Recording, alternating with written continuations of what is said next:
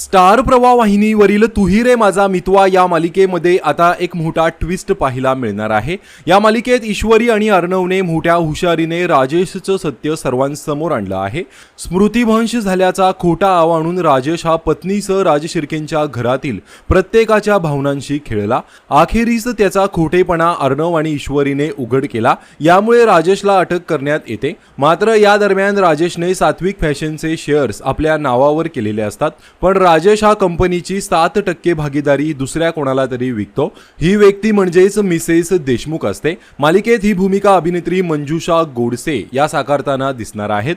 अर्णवला आव्हान देण्यासाठी मालिकेत मिसेस देशमुखांची नवीन एंट्री होणार आहे। आता मालिकेत अचानक हा नवा बदल केल्यामुळे प्रेक्षकांच्या काय प्रतिक्रिया येणार हे पाहणं उत्सुकतेचं ठरणार आहे। दरम्यान मंजुषा गोडसे यांनी लक्ष्मीच्या पावलांनी मालिकेत त्यांनी साकारलेली सरोज चांदेकर नावाची भूमिका ही चांगलीच गाजली होती।